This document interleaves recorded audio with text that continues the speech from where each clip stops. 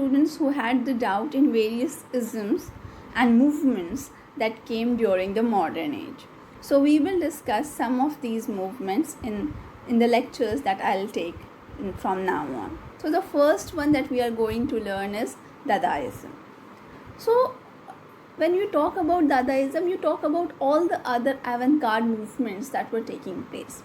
There was a lot of innovation in technology, in art, in literature, in all fields of knowledge, because modern age was an age of science and technology and invention and innovation.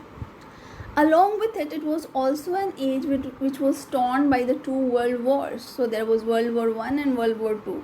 So it has a lot of impact on people's psyche, because there was a lot of death, there was a lot of destruction, and naturally there was disharmony all around. There was dissatisfaction, disharmony, fragmentation, and all that is there in our psyche gets represented in the art or culture of our time. So Dadaism was an art movement, and it spanned in visual art, literary, sound media. So it was in painting, music, sculpture, including collage, sound poetry, cut-up writing, and sculpture. So in various forms of art and aesthetics, we can see the impact of Dadaism.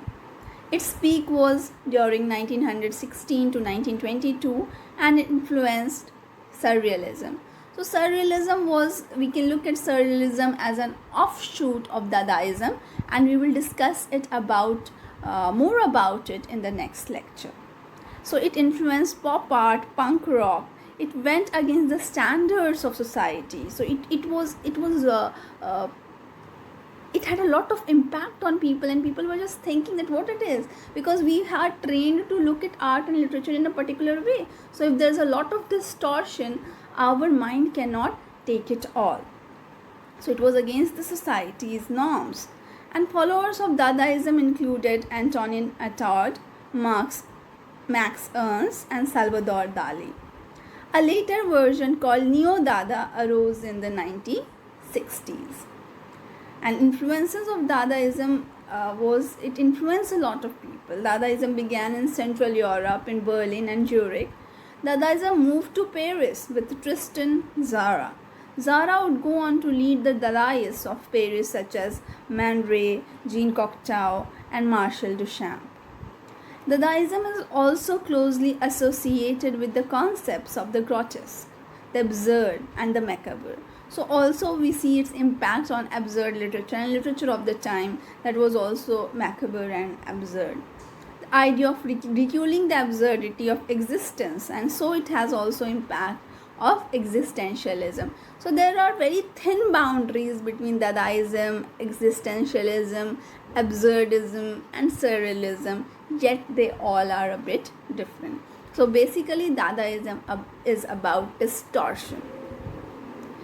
Has its expression in the dramatic art of Samuel Beckett and the so-called School of Paris, which included Arthur Adamov, Jean Genet, and Eugene O'Neill.